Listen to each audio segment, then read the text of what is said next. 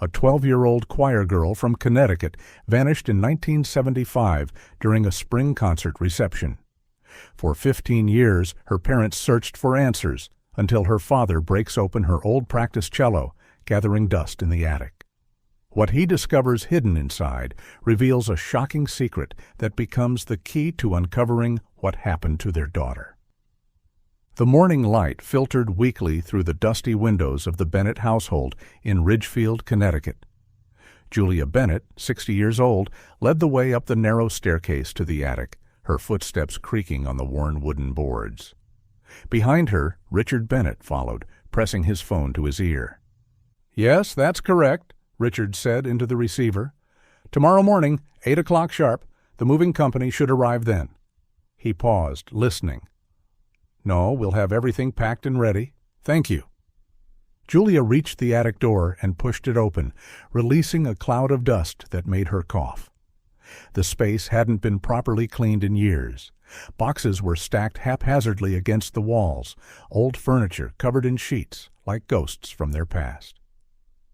15 years, Julia murmured, more to herself than to Richard. 15 years since Sophia vanished. Richard ended his call and pocketed the phone. He placed a gentle hand on his wife's shoulder. "I know, Julia. That's why we're doing this. A fresh start across the country, away from all these memories." Julia nodded, though her heart felt heavy. They had planned this move for a month now, researching neighborhoods in Oregon, finding new jobs. Tomorrow the moving truck would come, and they would leave Ridgefield forever. She grabbed an empty cardboard box and began filling it with old photo albums. Richard worked on the other side of the attic, sorting through Christmas decorations they hadn't used since Sophia's disappearance.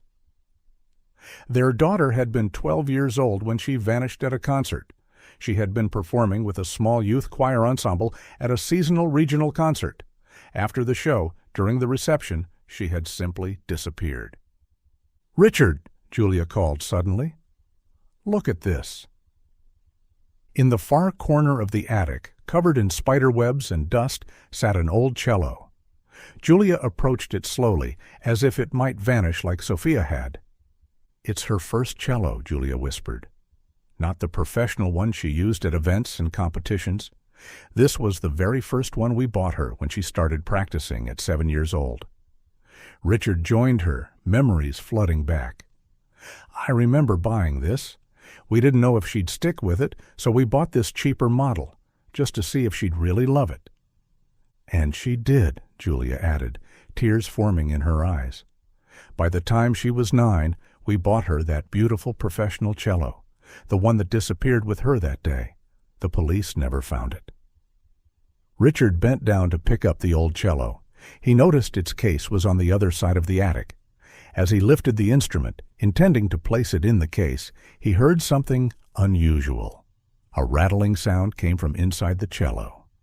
"That's odd," he muttered, shaking the cello gently. The sound persisted. "There's something inside." He tried to peer through the F-holes, the decorative openings in the cello's body. Even after switching on the attic's overhead light, he couldn't make out what was inside. Julia noticed his strange behavior. "What are you doing?" "There's something in here," Richard said. "I want to break it open and see." "Break it?" Julia was shocked. "Richard, no!" "It's a memory of Sophia, her first cello. We should keep it intact." But Richard was already searching the attic for tools. He found an old toolbox and pulled out a thin pry bar and a small hammer. "I need to know what's inside, Julia. What if it's important?" He worked carefully, using the pry bar to gently separate the top plate of the cello from the sides. The old glue had weakened over the years, making his task easier. With patience and precision, he managed to open it without completely destroying the instrument. "There," he said, reaching into the cello. His fingers found paper. He pulled out 3 envelopes, each with Sophia's name written on the front. Julia gasped. "What are those?" With trembling hands, they opened the first envelope. It wasn't sealed, and inside was a collection of letters, pages and pages of them. Richard unfolded one and began reading aloud. "My dearest Sophia, When you play your cello, the world stops spinning. Your music fills my heart with joy I've never known before." They read through letter after letter. All were love letters, beautifully written, poetic, and passionate. Each one ended the same way, with the word love and a hand-drawn sketch of a heart intertwined with a rose. But there was no name, no signature to identify the sender. "She had a boyfriend," Julia breathed. "Our 12-year-old daughter had a boyfriend, and we never knew." Richard looked troubled. "This doesn't make sense. Back in 1975, this would have been completely unacceptable.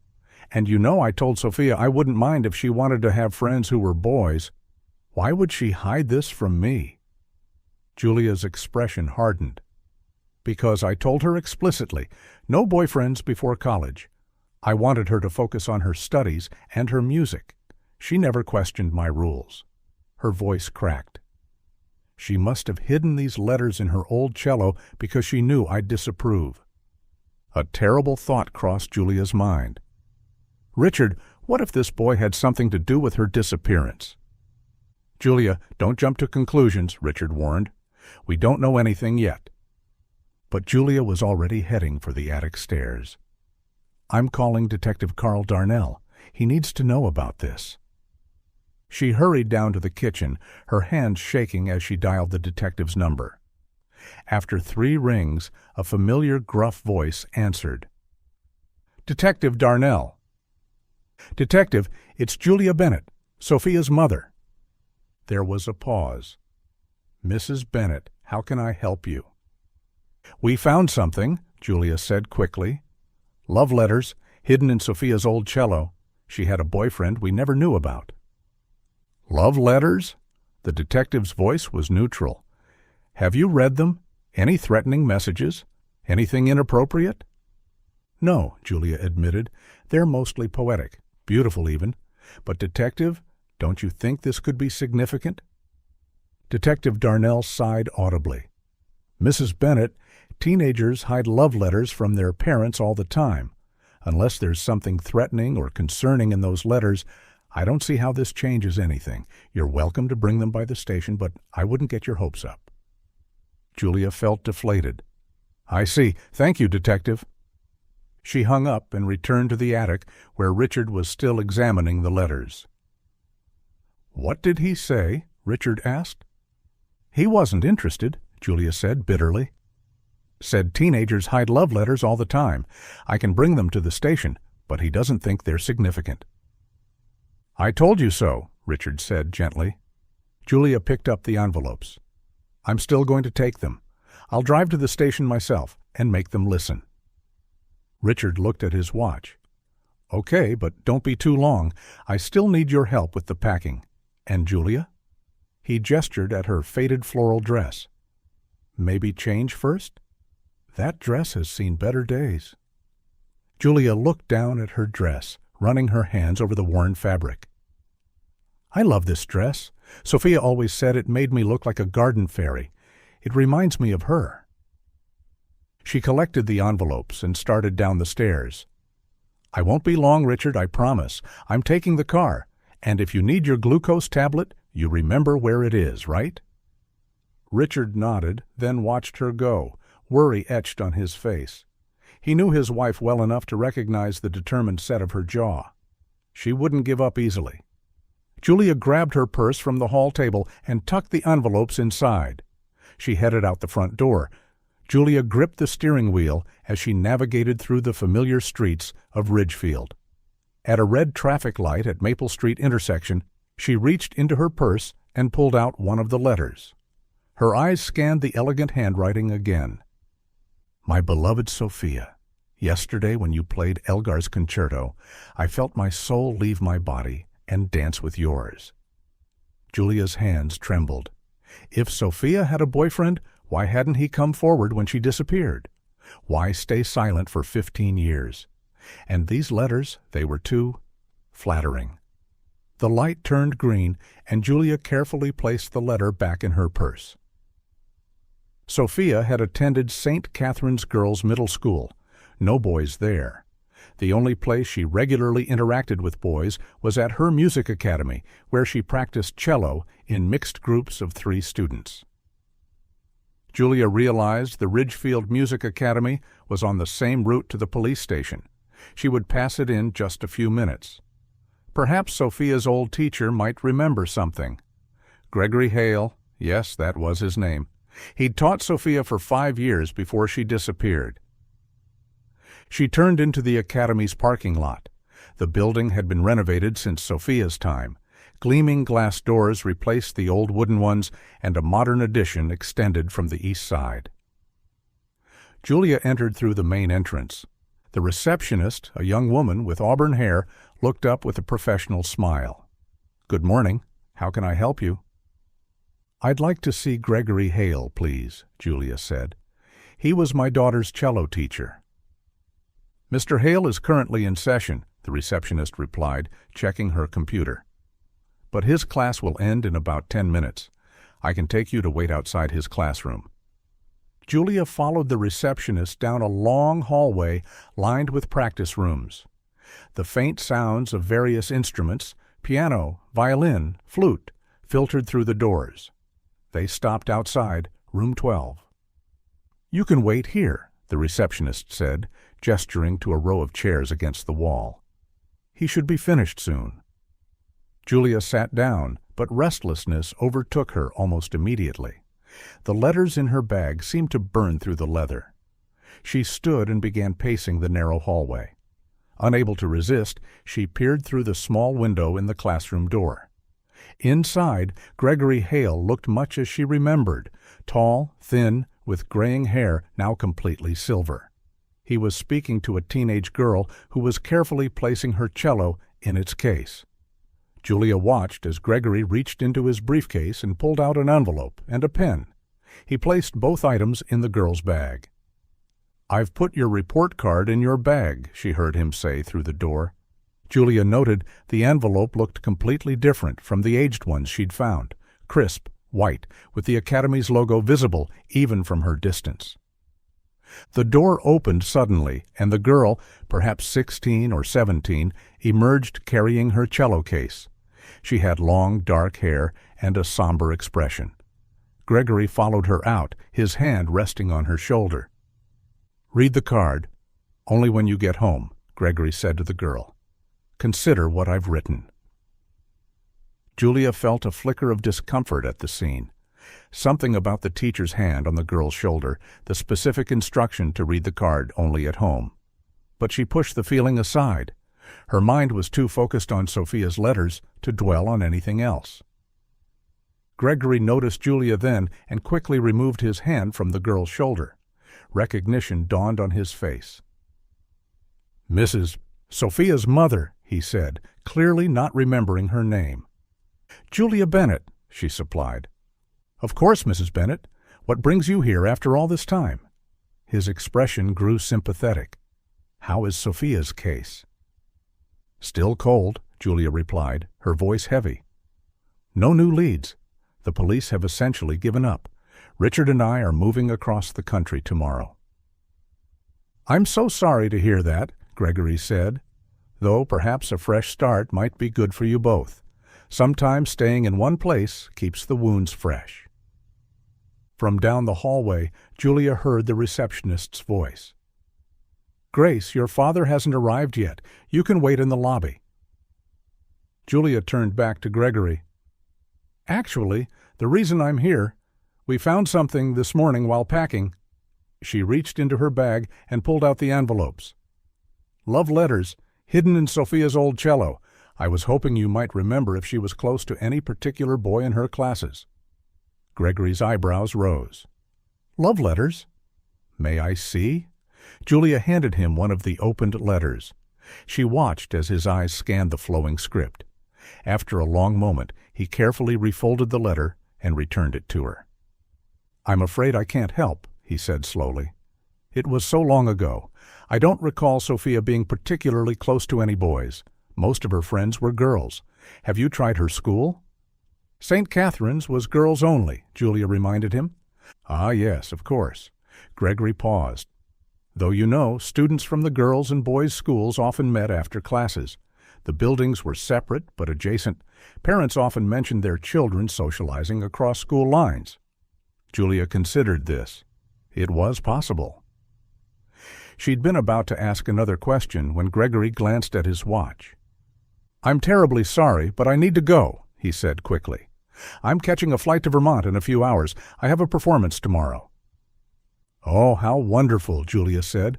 "What kind of event?" Gregory hesitated, then laughed awkwardly. "It's nothing grand, really. Just a small solo cello performance at a luxury wedding. Pays well, though." He excused himself again and retreated back into the classroom. Julia returned to the reception area. The same receptionist smiled at her approach. "Did you find Mr. Hale?" "Yes, thank you," Julia said. "Actually, I wonder if you could help me with something else. Could you check your database for which students shared classes with my daughter, Sophia Bennett, in 1975? The receptionist's expression softened. "I know about your daughter's case, Mrs. Bennett. Of course I'll help." She typed rapidly on her computer. While waiting, Julia noticed the girl from Gregory's class, Grace apparently, sitting in the lobby. She was reading what appeared to be a card, the envelope resting on her leg. Julia remembered Gregory's instruction to read it at home. Why that specific directive? It seemed odd. She considered approaching the girl but decided against it. Grace looked unhappy, almost gloomy, and Julia didn't want to frighten her with questions. "Here we are," the receptionist said.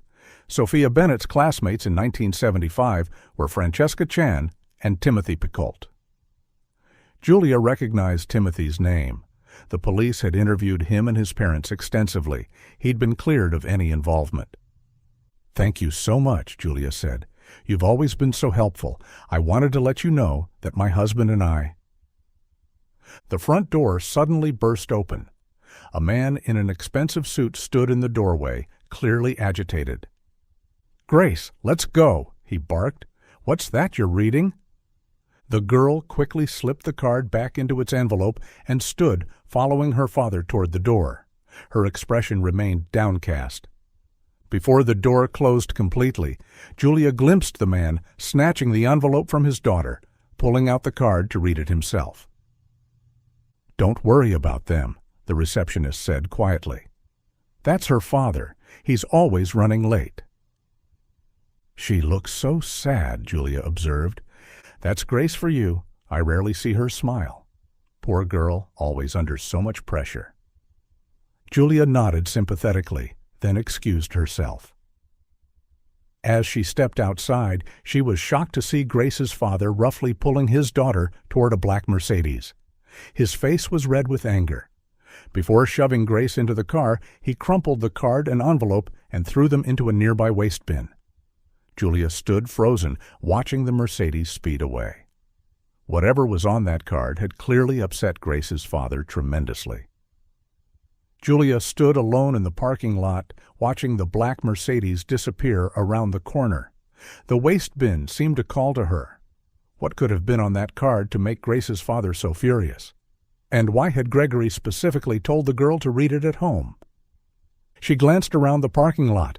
A few people walked to their cars, but no one was paying attention to her. Feeling slightly ridiculous, Julia approached the bin. She lifted the lid and peered inside. The crumpled white envelope lay on top of some coffee cups and food wrappers. Julia reached in quickly and grabbed both the card and envelope. As soon as her fingers touched the paper, she noticed something unusual. The texture wasn't like regular printer paper or even quality cardstock. It felt almost waxy, with a strange coating. The envelope bore the girl's name in typed letters, Grace W. Hart. Julia unfolded the card. At first glance, it appeared to be a standard progress report from the Ridgefield Music Academy. The Academy's logo was printed at the top, followed by a detailed evaluation. Student, Grace W. Hart. Date, current instructor, Gregory Hale. Performance review.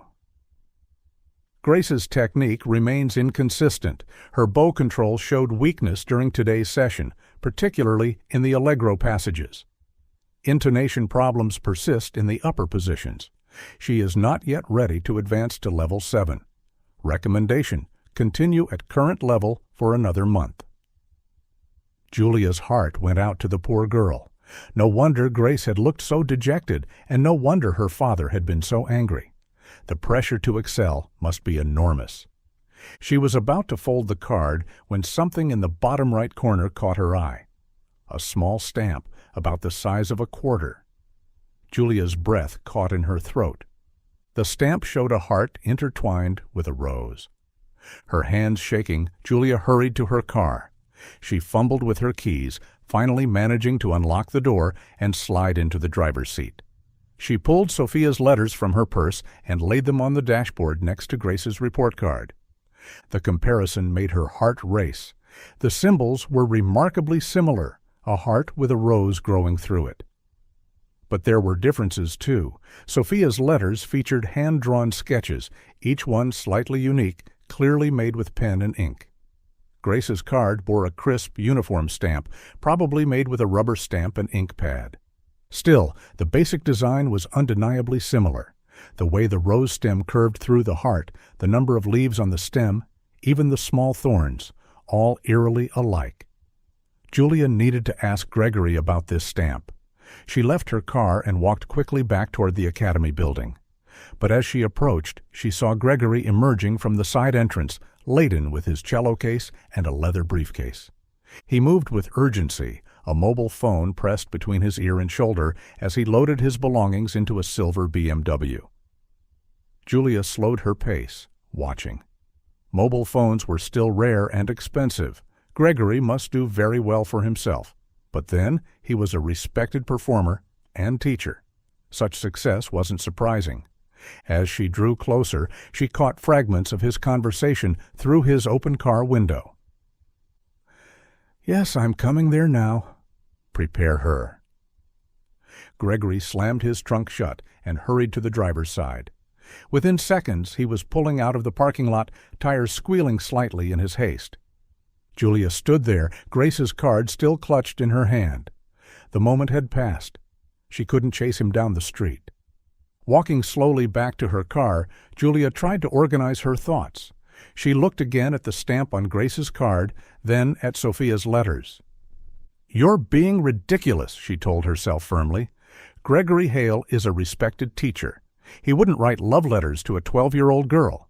The stamps are similar, yes, but a heart and rose is a common romantic symbol. Thousands of people probably use similar designs." Still, doubt gnawed at her. The similarity was striking, and Gregory's behavior with Grace, the hand on her shoulder, the instruction to read the card at home, something felt off. Julia made a decision. She would continue to the police station as originally planned. Maybe Detective Darnell would see something she'd missed. Maybe the police could check Sophia's school, talk to more of her classmates. As she started her car, Richard's words from that morning echoed in her mind. "Don't get your hopes up." But hope was all she had left. Hope that somewhere in these letters, in this strange stamp, lay the key to finding out what happened to Sophia 15 years ago. She tucked Grace's card into her purse with Sophia's letters and pulled out of the academy parking lot, heading toward the police station. Julia drove slowly through the residential streets, her mind still wrestling with the strange stamp on Grace's card.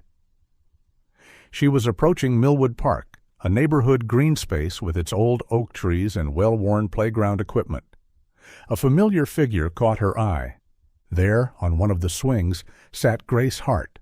The girl had taken her cello out of its case and was playing from memory the melancholy notes of Bach's Suite No. 1. 2 drifting across the empty park. Her father's black Mercedes was nowhere to be seen. Julia pulled over and parked. Something wasn't right. Why would a teenage girl be alone in a park with her expensive cello? She got out of her car and walked across the grass toward the swings. Grace noticed her approach and abruptly stopped playing. "Just leave me alone," Grace said flatly, not even looking up. Julia continued walking. "I saw you at the music school earlier." Grace finally looked at her, eyes narrowed.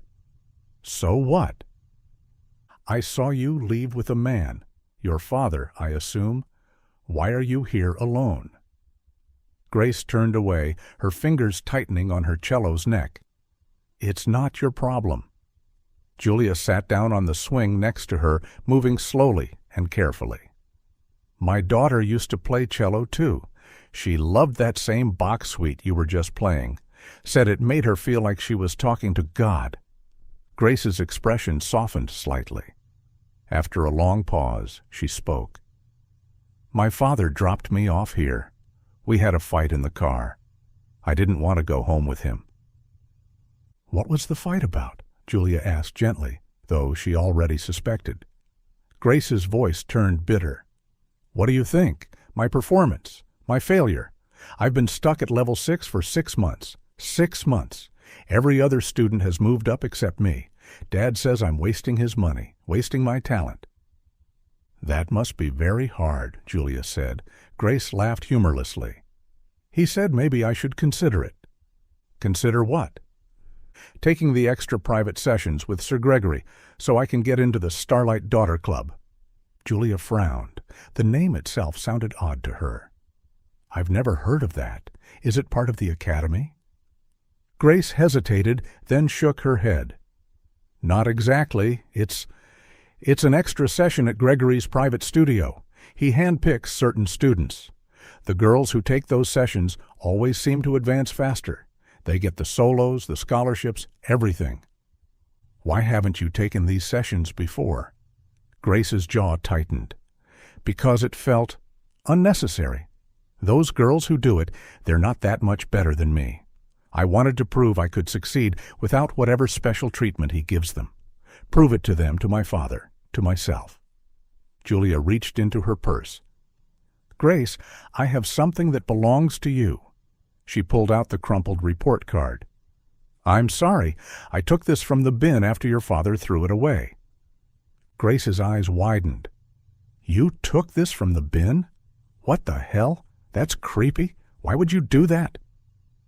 "I was curious," Julia admitted. "I saw Gregory give you the envelope, and I heard him tell you to read it only at home. Why would he say that about a simple report card?" Grace stood up abruptly, defensive. "You're stalking me? What kind of creepy woman are you?" "Calm down, I'm not stalking you," Julia said quickly. "I was looking for information about my daughter. She went missing 15 years ago. She was Gregory's student, too. When I saw your card, I noticed the stamp. It's similar to something in my daughter's letters." Grace shook her head, backing away. "I'm sorry about your daughter, but I can't deal with this right now.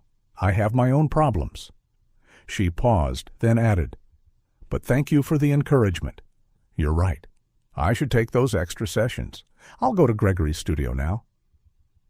She began packing her cello into its case with practiced efficiency. Julia watched her hurried movements. "Wait," Julia called. "Let me give you a ride." Grace turned, irritated. "Stop stalking me." "I'm not stalking you," Julia insisted. "I'm offering to drive you. Look around. Do you see any taxis? Let me take you home or to Gregory's studio, wherever you need to go. At least then, I'll know you got there safely." Grace looked around the empty park and quiet street. No yellow cabs in sight. This wasn't exactly a busy area. "Fine," Grace said reluctantly. "I want to go to Gregory's studio to discuss the extra sessions." Julia suddenly remembered. "But Gregory told me he was catching a flight." Grace frowned.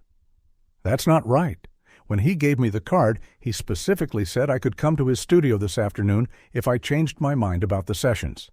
That's when he told me to read the card at home. But I was too curious and read it in the lobby." She shrugged. It was just a report card anyway. A chill ran down Julia's spine. Why would he lie to me about leaving? "Maybe he's not lying," Grace suggested. "Maybe his flight is later." "You should go home," Julia said firmly. "Talk to your father first about these sessions." Grace's face hardened. "No way. He'll just blame me again for not taking them sooner." "I've made up my mind." Julia sighed. "If you're determined to go, then I'll drive you there. But I'm staying with you, and I'll drive you home afterward. We should call your father first. Let him know where you are." "He won't care," Grace said bitterly. "He's probably in some important meeting by now. Making money is more important than his failure of a daughter." "At least I need to call my husband," Julia said. "Let him know I'll be home later than expected." They walked across the park together, Grace carrying her cello case.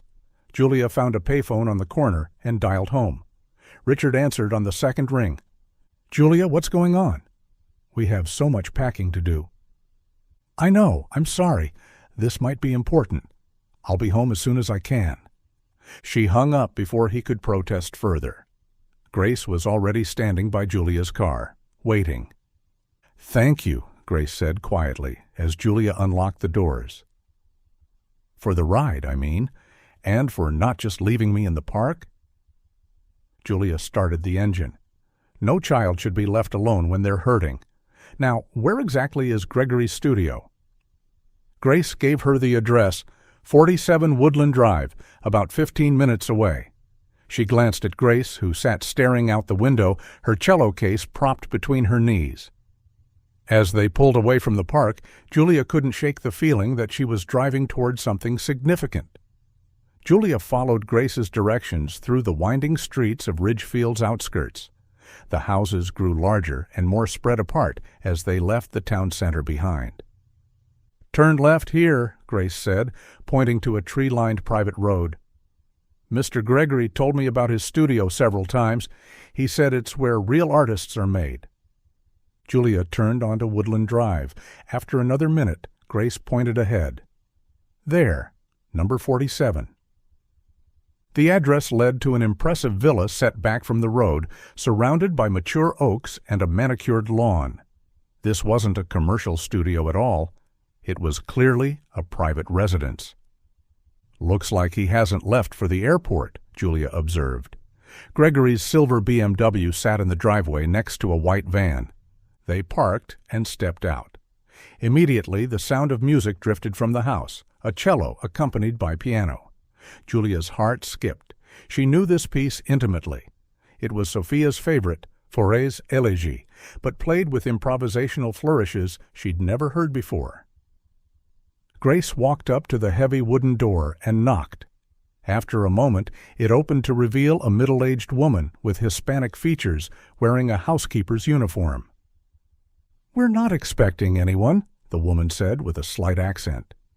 The music from inside abruptly stopped. Footsteps approached, and Gregory appeared behind the housekeeper. His face registered genuine shock at seeing Julia and Grace together. "Mrs. Bennet? Grace?" He looked between them. "Do you two know each other?" "It's a long story," Julia said carefully. "I thought you were leaving for the airport?" Gregory blinked rapidly. "Yes, but not now. My flight is later this evening." He glanced back into the house. "I still have a student inside. I apologize, but could you wait for a few minutes?" He gestured for them to enter. The housekeeper stepped aside, and Gregory led them down a hallway lined with framed photographs of performers and concert programs.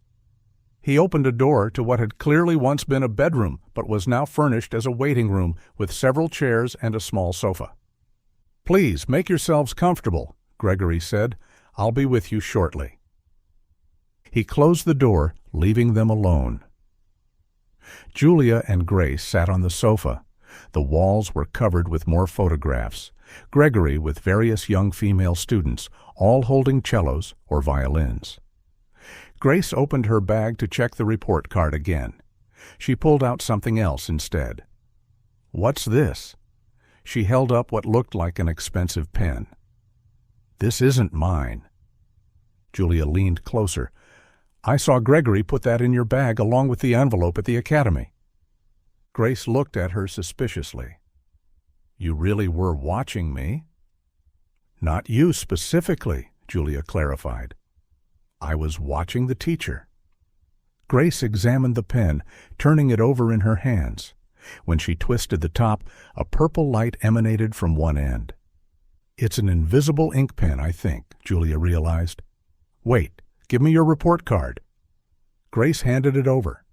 Julia shone the ultraviolet light on the front of the card. Nothing appeared. She flipped it over and tried the back. Faint markings began to glow under the light. Both women leaned in, trying to make out the words. They see a student. I see my star, my daughter of sound. Come and we'll shine together, my love. Below the text, revealed in glowing ink, was the hand-drawn symbol of a heart intertwined with a rose. Grace jerked back. "Oh, my God!" Julia's hands trembled. The symbol was identical to the ones in Sophia's letters. Not similar. Identical. The same artist's hand had drawn both. She quickly shoved the blacklight pen deep into the creases of the sofa cushions. "Put the card back in your bag," she whispered urgently. Grace complied, her face pale. "I'm so sorry. That's just... If he really wrote that, it's beyond creepy." Julia held her finger to her lips. In a hushed voice, she said, "That's the same symbol from my daughter's letters. The ones I tried to tell you about. This man is dangerous. We need to leave now." "What do we do?" Grace whispered back. "We'll tell Gregory you've changed your mind about the session. Say you'll come back another time. Once we're out, we call the police." Before Grace could respond, the door opened. Gregory stood in the doorway, smiling apologetically. "Sorry for the delay. Now, what brings you both here?" Grace opened her mouth, closed it, then tried again. I'm sorry. I thought I was ready to discuss the extra sessions, but I'm not. I should come back when I'm better prepared." "Yes," Julia added quickly, "we should go. Grace needs time to think." Gregory studied them for a long moment. "That's fine if you're not ready for the full session, but Grace, we should at least discuss your stagnant performance. Your father called me earlier. He's concerned about your lack of progress. He asked me to push you harder, and since you're here now, I think we should talk about it." He turned to Julia. "Would you excuse us for a few minutes? I need to speak with Grace privately about her development." Julia's heart raced. She couldn't leave Grace alone with him, but refusing might make him suspicious. "Actually," Julia said, "I'll wait outside. I need some fresh air." "Please, wait here," Gregory insisted. "It's more comfortable." "No, really, I'll be right outside." Julia stood and headed for the door before he could protest further. She walked quickly down the hallway and out the front door. Once outside, guilt washed over her for leaving Grace, but she needed to find help immediately. Julia hurried toward her car. As she passed the garage, she noticed the door was open. The housekeeper was inside, loading boxes into the white van, apparently preparing for Gregory's departure. The van's back window was covered with a large promotional poster. Julia stopped short. The poster showed Gregory in formal concert attire, standing beside a young woman holding a cello. The text read, "Gregory Hale and Amelia Dawson, Masters of Classical Harmony." There was something familiar about the young woman, her face, the way she cradled the cello. Julia was sure she'd seen her before, maybe on television or in a newspaper article. She glanced into the garage and froze. Propped against the far wall was a cello, not just any cello. Julia recognized the size instantly, a 3/4 instrument with a distinctive wood grain pattern she knew by heart. She stepped closer, narrowing her eyes. And there it was, the small scratch Sophia had made when she'd accidentally banged it against a music stand during rehearsal. This was the cello they had given Sophia when she was 9, the professional instrument that had disappeared the day she did. But there was no time to dwell on it. She needed to find a payphone immediately. Every second Grace remained in that house with Gregory was a second too long. Julia reached her car and backed out of the driveway. She pressed harder on the accelerator, praying she could find a phone and get help back to Grace before Gregory did something terrible. Julia drove frantically through the streets, searching for a payphone. After several agonizing minutes, she spotted one outside a local convenience store. She parked haphazardly and ran to the phone, fumbling with coins. "Police emergency," the dispatcher answered. "This is Julia Bennett," she said breathlessly. I need officers at 47 Woodland Drive immediately. I believe Gregory Hale has been grooming young girls. We found a hidden message on a student's report card with the same heart and rose symbol that was in my missing daughter's letters. I think he kidnapped my daughter Sophia 15 years ago. Officers will respond, the dispatcher said. Are you safe? Yes, but there's a girl still at the house. Grace Hart. She's in danger. Please hurry and contact my husband, Richard Bennett. She gave their home number and address quickly. Julia raced back to her car. The drive back to Gregory's house felt endless. When she finally turned onto Woodland Drive, she saw Gregory emerging from the house with a young woman. They were descending the porch stairs, Gregory's hand firmly on the woman's elbow, clearly rushing her. The woman stumbled on the last step and collapsed onto the driveway. She looked terribly weak and disoriented. Julia jumped from her car and ran to them. What's wrong with her? Gregory looked up, startled by her return. She's fine, just overtired from practicing. I'll carry her to the van. She'll sleep on the way and be better by the time we reach the airport. You can't take her like this, Julia protested. She needs medical help. She practiced too hard, Gregory insisted, trying to lift the woman. She's just exhausted. The housekeeper appeared in the doorway. But Mr. Gregory, Amelia needs her sugar. Be quiet, he said. I have some. She opened her purse and pulled out the glucose tablets she always carried. Both Sophia and Richard were diabetic. Sophia type 1 since childhood, Richard type 2. She'd carried emergency glucose for 15 years for both of them. As Julia knelt beside the young woman and saw her face clearly for the first time, her world tilted. Despite the years, despite the changes, she knew this was Sophia. She slipped the fast-acting tablet between the woman's lips. Sophia, she whispered. Gregory saw the recognition in Julia's eyes, his face contorted with panic. What have you done to her? Julia demanded. Where's Grace? Gregory shoved Julia hard. She fell backwards onto the pavement as he sprinted toward the white van. The sound of multiple police sirens filled the air, growing closer. Julia struggled to her feet and waved frantically at the first police car. The white van! Stop him! The police car accelerated past her, tires squealing as it pursued Gregory down the street. Julia returned to Sophia's side. The glucose was working. Color returned to her daughter's face. Sophia's eyes fluttered open, confused and unfocused. Sophia? Julia said softly. Is that really you? The young woman blinked several times, then her eyes focused on Julia's dress. A flicker of recognition crossed her face. Mom? Her voice was weak, uncertain. Why do you still wear that shabby old thing? Julia's tears came harder now. Only Sophia had ever called her favorite dress that shabby old thing. Yes, sweetheart, it's me. I practiced too much, Sophia murmured. Didn't have time to eat. Gregory said we had to leave now. We have a performance tomorrow. Regional orchestra thing, ... Another police car pulled up. An officer emerged, followed by Richard Bennett. Her husband's face went white when he saw Julia on the ground with the young woman. Julia, what happened? Richard, Julia sobbed. I found her, our daughter. Richard stared at the woman in Julia's arms. But she's so different. I almost didn't. He dropped to his knees beside them, pulling both into a desperate embrace. A detective's car arrived. Detective Darnell stepped out as the first patrol car returned. We have Gregory Hale in custody, the detective announced. Julia quickly handed over Sophia's letters and Grace's report card. There's an invisible ink pen hidden in the sofa cushions in the waiting room, she told him. It reveals hidden messages on the cards. Paramedics arrived and began attending to someone else. Julia stood and saw them lifting Grace onto a gurney. The girl appeared sedated but alive. She was unconscious upstairs, an officer explained.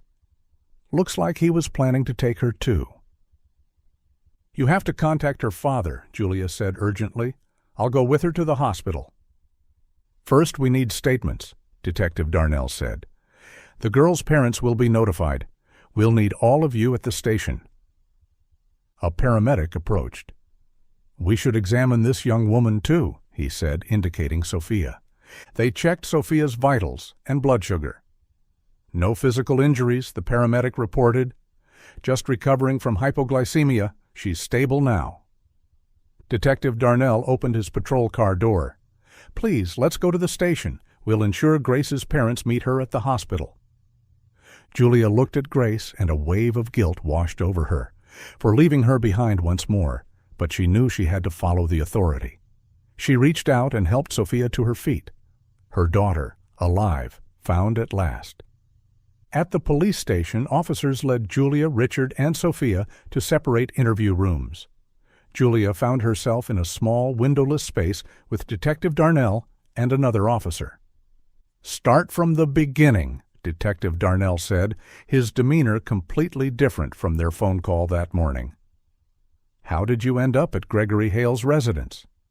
Julia recounted everything, finding the letters, visiting the academy, meeting Grace, discovering the hidden message.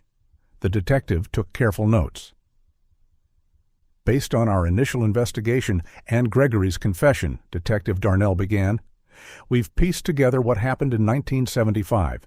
During the spring concert at the Ridgefield Conservatory Gala, Gregory had been giving 12-year-old Sophia secret private lessons. He told you he was preparing her for a prestigious scholarship, correct?" Julia nodded, remembering how proud they'd been that Sophia's teacher saw such potential. After the concert, while parents were at the wine reception, Gregory told Sophia to retrieve a missing score from the lower rehearsal hall. He met her there. The room had an unused staff door leading to the building's rear and a private parking area. Julia's stomach turned. "We were right there, drinking wine, talking to other parents." "Gregory administered a sedative," the detective continued. "He claimed it was to calm her performance nerves, something he'd apparently done before. Then he wheeled her out unconscious in a cello case he'd customized over months specifically for this purpose." "A cello case?" Julia felt sick. "How did he hide her all these years?" "The house where you found her was inherited property on Ridgefield's outskirts. He converted it into his private studio. He kept Sophia there under the name Amelia Dawson, claiming she was his niece who'd suffered psychological trauma and had no family contact. The housekeeper, Ava Moreno, was paid well to care for her. She genuinely believed she was helping an abandoned girl. That's why she didn't hesitate with the glucose, Julia realized. She truly cared about Sophia.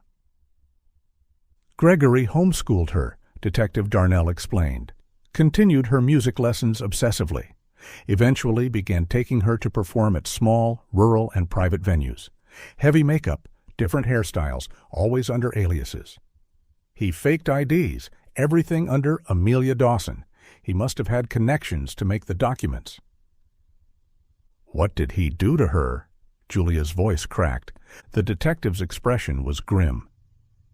Gregory's evaluation reveals twisted obsession mixed with delusional fatherhood. He called Sophia one of his born daughters, a starlight daughter. We believe he abused other children during private lessons, but Sophia was the only one he kept. His treasure, he said. He forced her to practice constantly, punishing her emotionally and psychologically for any mistakes. Complete isolation. No newspapers, no television, no real human connections. Every concert strictly supervised and for private audience. "But why?" Julia asked. "What was his motive?" Gregory lost his wife and 3 daughters in a car accident in 1968. It fractured him psychologically. He believed music could resurrect their memory. His eldest daughter played cello, so he became obsessed with finding gifted cellists who resembled his daughters physically or artistically. Through manipulation, praise, promises of success, he gained their trust before taking complete control. "No one suspected him," Julia said bitterly. He was a respected figure, award-winning teacher, scholarship mentor, above suspicion. The detective paused. You mentioned Grace's report card might be fake? He kept her at the same level for 6 months, Julia said, to pressure her into private sessions. We're checking with the academy now. Our team is there. Detective Darnell stood. Gregory's been cooperative during interrogation, admitting everything. We'll ensure he never hurts another child. Those other girls who took his sessions, we'll contact them all. I hope his cooperation doesn't earn him a lighter sentence, she replied quietly. Grace said there were many. We'll be pushing for the full charges, Detective Darnell assured her.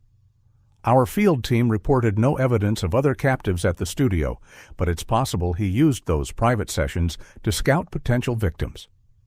That's just speculation at this point. There's no solid evidence yet.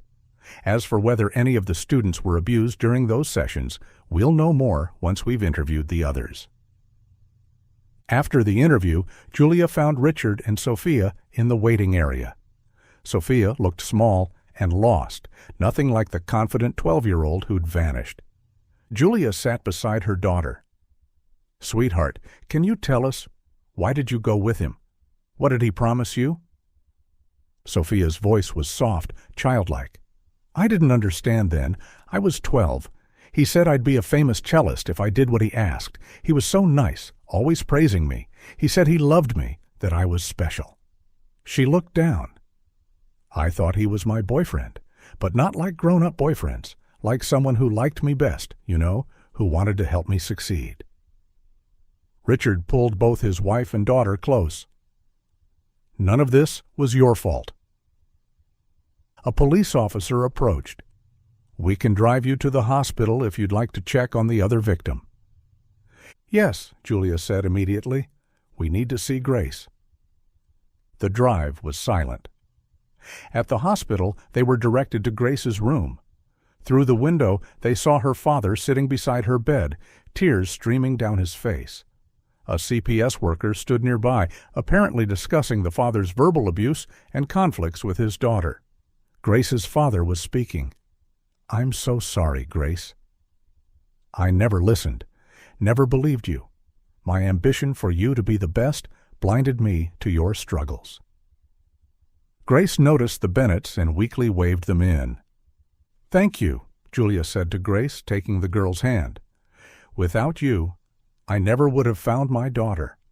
We were moving across the country tomorrow. If today hadn't happened, we'd have been separated forever.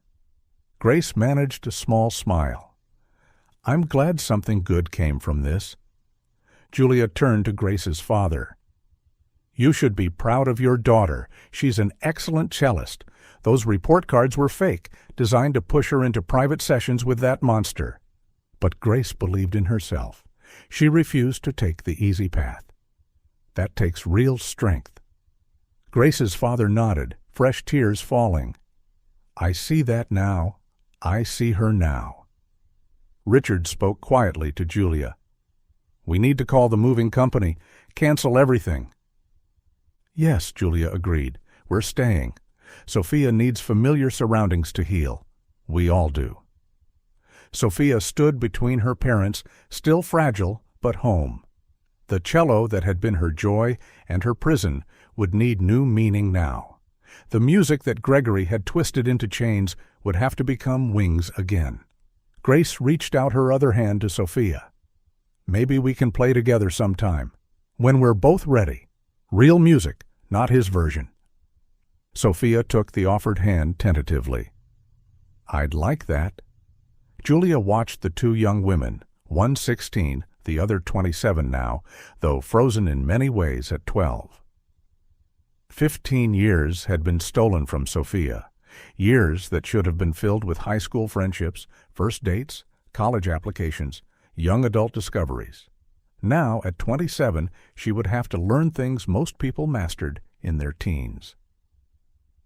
You know, Julia said softly, looking at both girls, there's a special kind of strength in refusing to compromise who you are. Grace, you spent 6 months being told you weren't good enough, but you knew better. You knew those other girls weren't more talented. They were just willing to pay a different price. And Sophia... She turned to her daughter, tears flowing freely. You survived. You kept playing, kept that spark alive even in the darkness. That takes a courage I can't even imagine." Grace's father wiped his eyes. "I pushed so hard for success, I forgot that real achievement isn't about reaching the next level or winning competitions. It's about integrity. My daughter had more wisdom at 16 than I had at 45. As they sat in that sterile hospital room, two families, broken by one man's obsession, began to see the shape of their futures. There would be therapy sessions and legal proceedings, nightmares and setbacks, moments of rage and grief for all the stolen years. The letters hidden in an old cello had waited 15 years to deliver their truth. They had revealed not a love story, but a predator's careful manipulation. And in exposing that darkness, they had done something Gregory never expected.